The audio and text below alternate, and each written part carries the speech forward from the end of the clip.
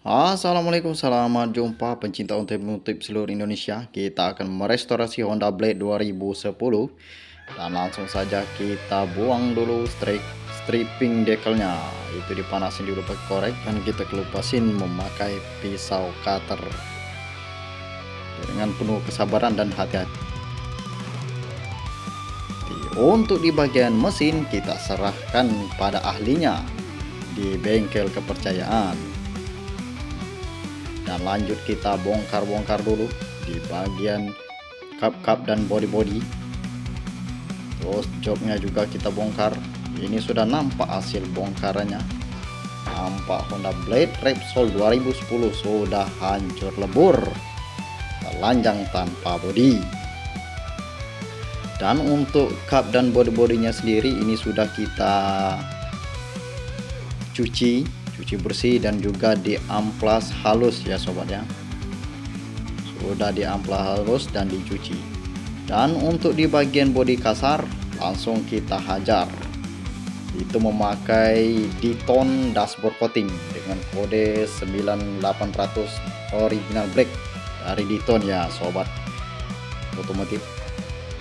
Dan untuk bodi halusnya itu kita kasih dulu epoksi dari Diton juga, Diton Primer Grey dengan kode 9120. Itu pengerjaannya di sekali dulu baru diratakan dan itu udah ke cat yang kedua. Ini sudah nampak hasil dari epoksi ya. Dan untuk di bagian spakbor depan itu kita ganti ya sobatnya karena sudah patah semua untuk dudukan baut.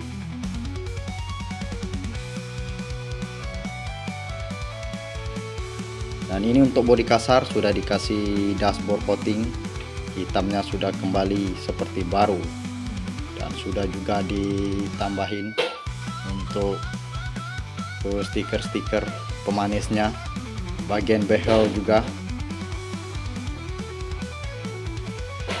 Dan untuk selanjutnya bodi halusnya kita kasih cat sesuai keinginan ya sobat ya, karena tema kita kali ini kembali ke standar maka kita kembalikan ke cat standar ya. Kita menggunakan 9109 black dari Diton juga. Baru nanti naik untuk ke cat yang kedua itu sudah agak tebal.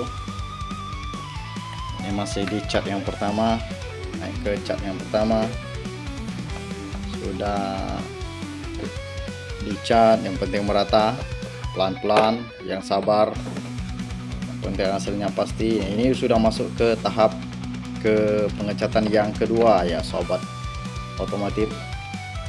Itu sudah nampak hasilnya, sudah agak tebal, sudah agak mengkilap ya.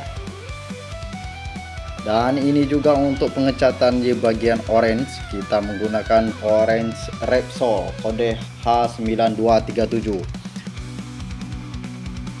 Ini udah tahap pengkliran, jadi biar bodinya mengkilap kita masih tetap menggunakan clear glossy dari Diton plus aktivator dengan kode 9128. Sesudah di clear kita langsung ke pemasangan stripping dekal. Itu kita menggunakan korek dipanasin karena kita tidak menggunakan hair dryer. Dan untuk perubahan di dekal stripping juga kita tambah-tambahin untuk pemanis.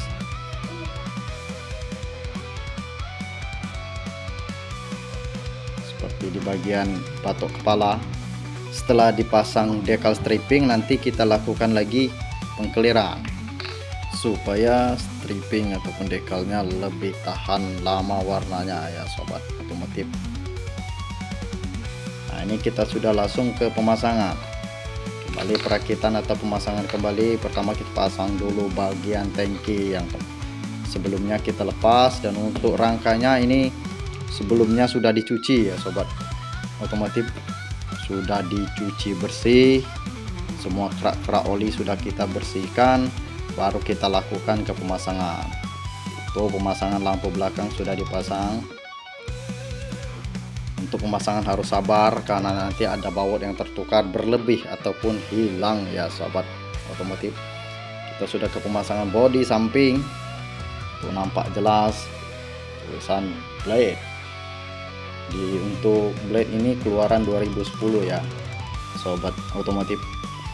Namun untuk perubahan catnya itu sudah nampak. Di blade 2010 untuk orange-nya masih agak kuning-kuningan. Namun untuk pengecatan kali ini kita lakukan di orange Repsol yang sudah dipakai di blade 125. Jadi oranye-nya sudah orange blade 125. Kita gunakan di blade 110 keluaran 2010 untuk blade ini ya. Ini sudah pemasangan di bodi bagian tengah atau bagian dadanya. Itu untuk pelek juga sudah kita lakukan pengecatan ya sobat, masih dengan cat yang sama, orange Repsol dengan kode H9237.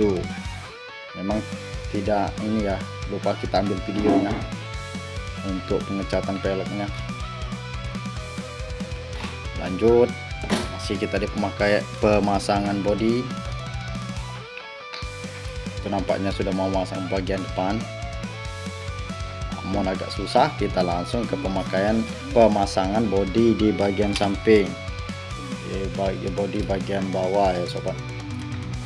Untuk baut-bautnya itu dikasih grease ya sobat otomotif, karena untuk dudukan bautnya sudah agak berkarat, baut-bautnya juga sudah agak berkarat.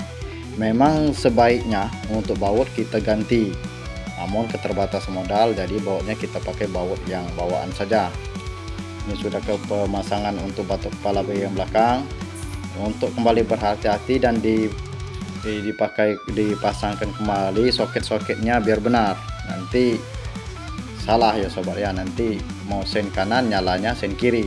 Jadi harus diperhatikan dengan benar karena soket-soketnya kita lepas sebelumnya. Jadi kita harus berhati-hati dalam pemasangan soket. Bisa juga nanti terjadi korsleting kalau tidak berhati-hati ya sobat otomotif. Lanjut kita ke pemasangan untuk dada bagian depan atau bagian, ada juga yang nyebutnya bagian dasi. Di situ ada lampu utama, sen, dan juga lampu senjanya juga harus dipasang dengan hati-hati soketnya ya sobat. Lanjut kita pemasangan di batok kepalanya. Nah, sudah kita pasang juga stiker-stiker pemanis. Dan ini dia hasilnya sahabat otomotif di seluruh Indonesia.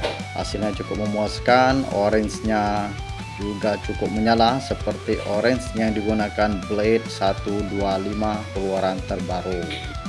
Jangan lupa like, share, dan komennya.